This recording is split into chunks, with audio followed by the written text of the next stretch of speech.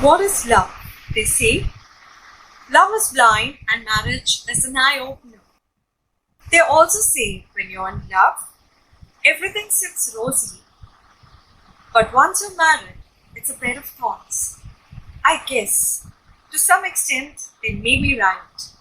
Because in the first year of marriage, it's like a ship sailing through storm, rough and choppy waters. It's because husband and wife are of two different natures, cultures, traditions, food habits, etc. But once you understand and know one another, and as you live together, it becomes a smooth sailing. And I truly believe that in marriage, Jesus Christ has to be the center and head of your marriage because his love is unconditional. According to 1 Corinthians 12, love is patient and kind. Patient, we've developed a lot during our marriage. We need to have a lot of patience, the husband and the wife both. And as far as kind is concerned,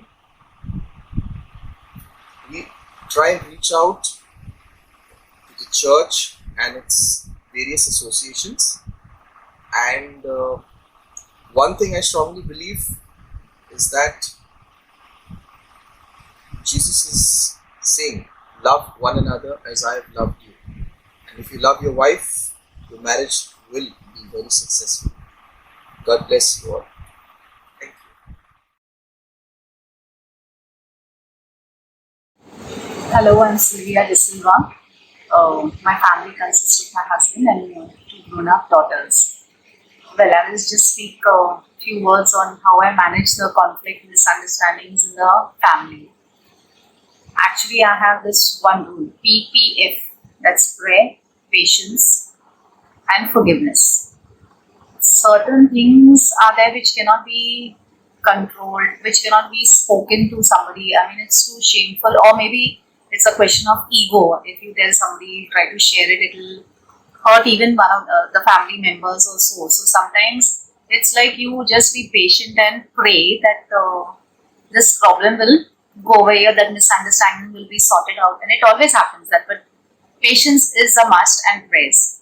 So that is one solution, and I have experienced this. When you pray, though it takes time, it is finally sorted out and everything is okay, the family is all back together. Secondly is patience. Patience, again I said, when you have any problems, it's not always, you don't get an immediate solution to it. So you have to be patient, try speaking to the person, making that person understand. If it's not possible, then keep quiet. Sometimes you have to just let go and let nature take its course. And so then finally the person realizes where they have gone wrong and everything comes back to normal. Another thing is when we have arguments or a hurling of insults, we lose temper and we say a lot of things. That time we are very angry. But then don't keep that anger. When you come in the evening, speak to that person again normally. Don't keep that hurt feelings in you, because then that will destroy the relationship in the family. I will say, I am hurt, why should I speak or why should I do? Be humble. Though I'm the mother, okay, I'll go forward and speak to my husband or to my children. That is what normally should be done, because that pride and ego actually destroys relationship in the family. So if you want to maintain a good relationship, be humble. There's no harm in taking the first step. It's better to be humble than destroy the relationship. And again, I'll repeat this, that prayer is the final solution to most of our problems. Some people may not believe in it, but try.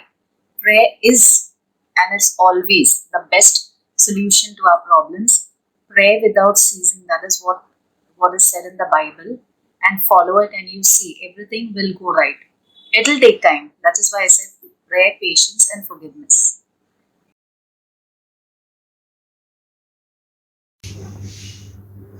Hello everyone, this is Julie and Fermino from the family cell.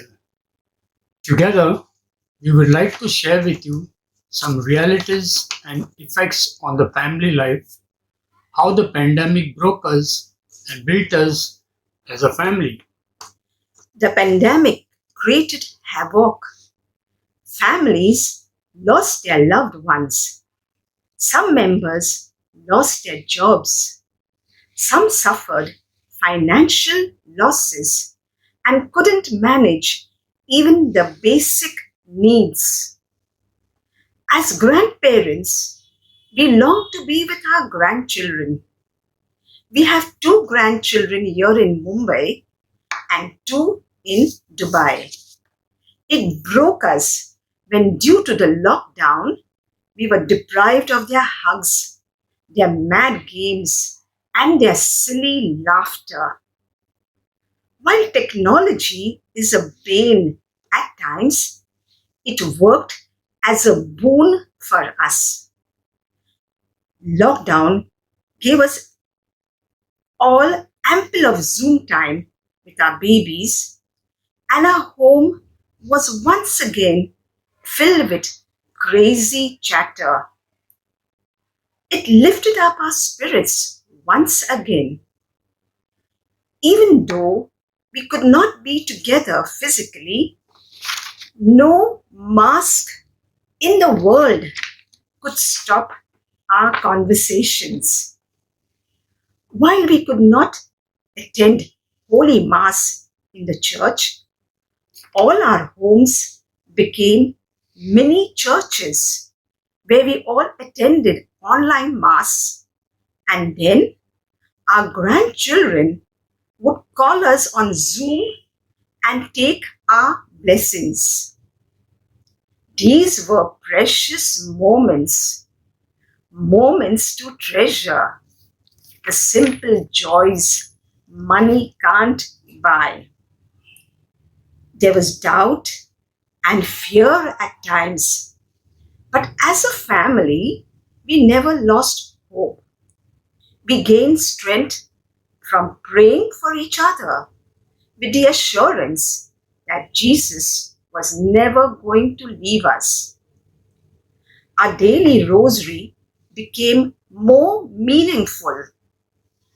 Our little ones even taught us the importance of Psalm 91. What more could a grandparent ask for? My husband and I enjoyed our meals together.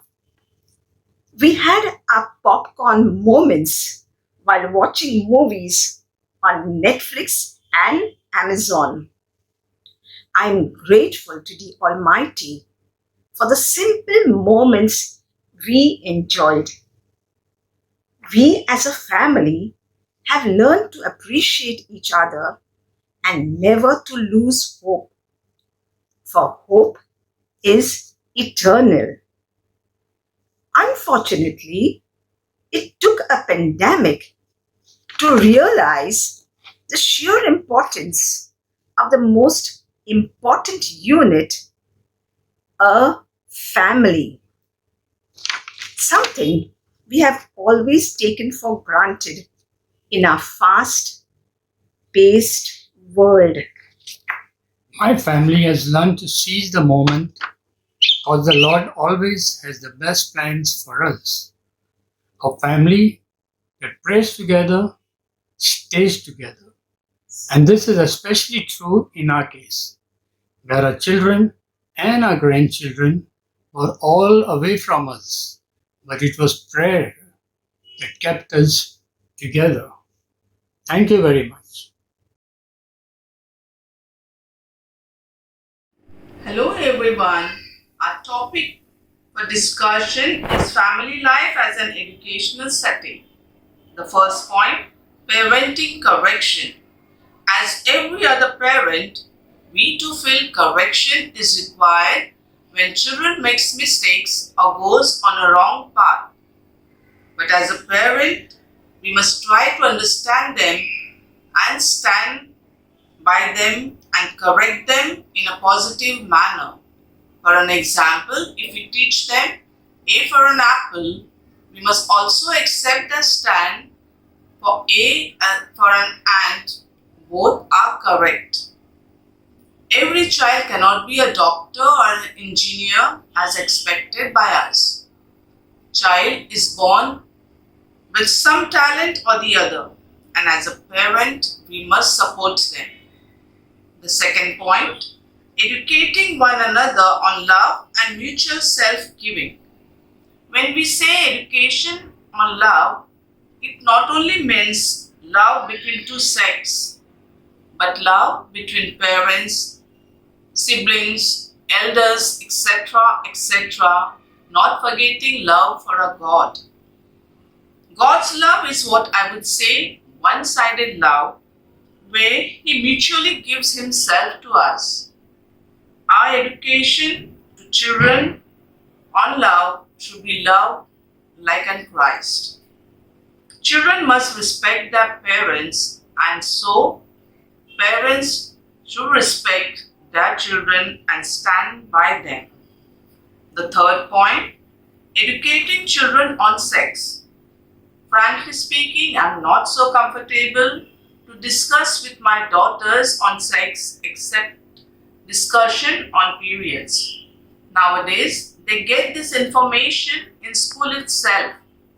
But my advice would be, turn to your parents for any queries, information they require, rather than to turn to Google or internet, where one gets materialistic information only and not experience.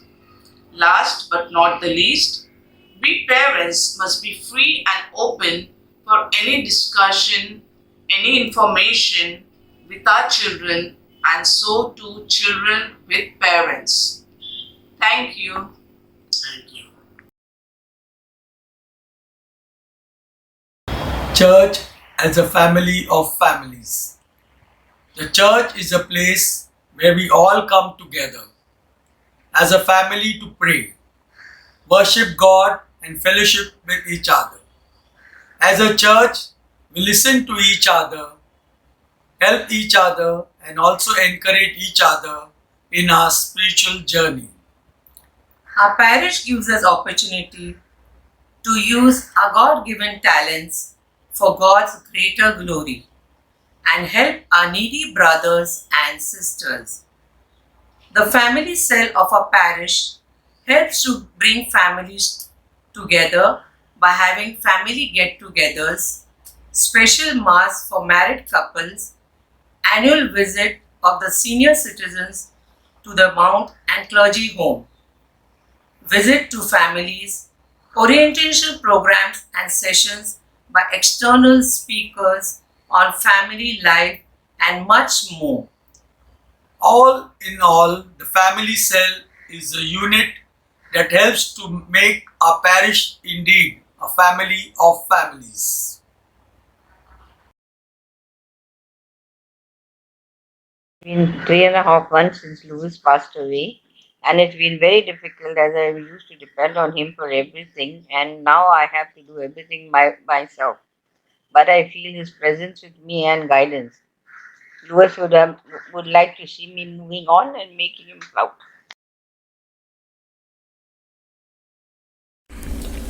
A famous person once said, "Hope is being able to see that there is light despite all of the darkness."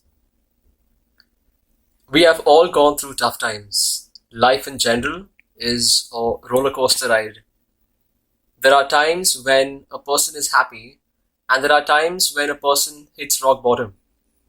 But hope is something that keeps the person going forward amidst tough conditions. One experiences hope in many things, and one such thing is family. Family plays a very important role to instill hope in a human being. When a person has a bad day, the love, the compassion that's showcased by the family members lifts the person up and helps him or her to continue living life in the best way possible. The youth nowadays need this amazing virtue called hope. Hope in the manner to believe in themselves, Hope that things will fall in place sooner or later. Family does play a major role in the life of youth to implant hope, as this is the age where there's a lot going on inside their minds, and a touch of hope can create wonders. The outlook of an individual changes positively when guided by hope, and that's exactly what today's youth need. I would like to end with a verse from the book of Jeremiah. For I know the plans I have for you, declares the Lord. Plans to prosper you and not to harm you. Plans to give you hope and a future.